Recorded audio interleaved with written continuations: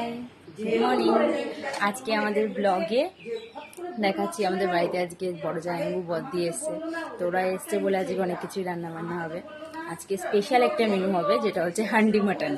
তো তোমাদের সবার সাথে শেয়ার করবো, দেখো কেমন লাগে। মেনু হচ্ছে কচুরলতি দিয়ে চিংড়ি মাছ।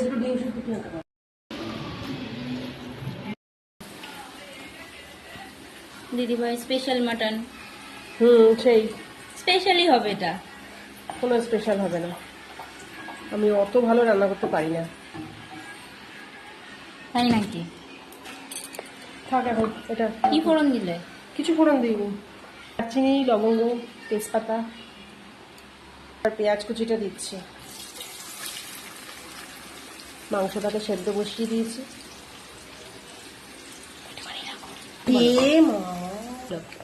পেঁয়াজটা লাল লাল করে ভেজে নিচ্ছি।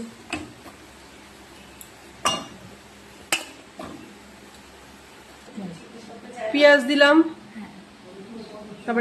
তারপরে আদা রসুন কাঁচা লঙ্কা বাটা দিলাম, নুন দিলাম, এই হলুদ দিচ্ছি।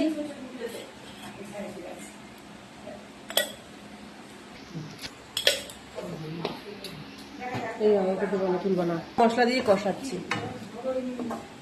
দিকে মাটন ফুটছে। মাটন সিদ্ধ হয়ে গেছে দিদিভাই?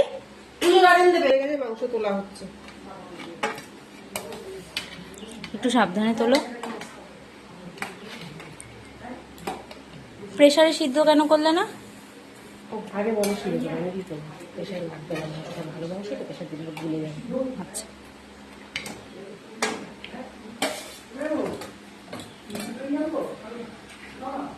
কি নিয়ে আসবে?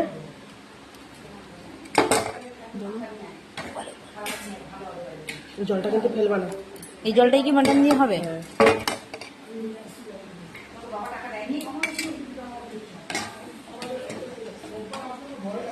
এটা দিয়ে মশলাটা দিয়ে কষাবো, কষিয়ে তারপরে যে জলটা আছে মটনের সেদ্ধ করা ওটা দেবো।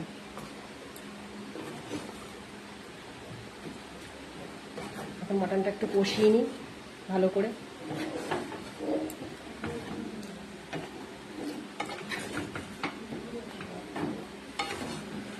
আর এর সাথেই আজকে আমাদের বাড়িতে আর একটা রেসিপি হচ্ছে, নাম বলো। চিংড়ি মাছের মালাইকারি, আর কচুরলতি দিয়ে চিংড়ি মাছ, আর হান্ডি মাটন, যেটা সব থেকে ফেভারিট, সবার মাস্ট হচ্ছে যেটা। আমাদের বাড়িতে জামাই এসছে, তার জন্য এই ফেভারিট রান্নাগুলো করা হচ্ছে। এবার ঢাকা দিয়ে দিলাম। কষানো চলছে এখন। বদ্দি পুরো ঘামিয়ে মাটন রান্না করছে।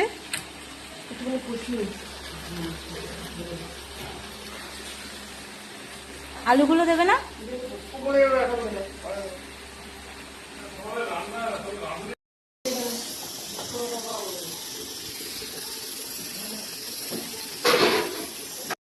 মাটনটার কালার কিন্তু দারুণ হয়েছে। পাতলা ঝোল হবে মটনটা।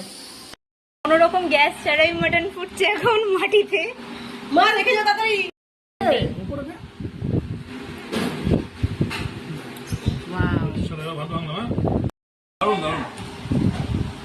First time mandi. কেমন হয়েছে? ভাতটা তো নিয়ে আসো।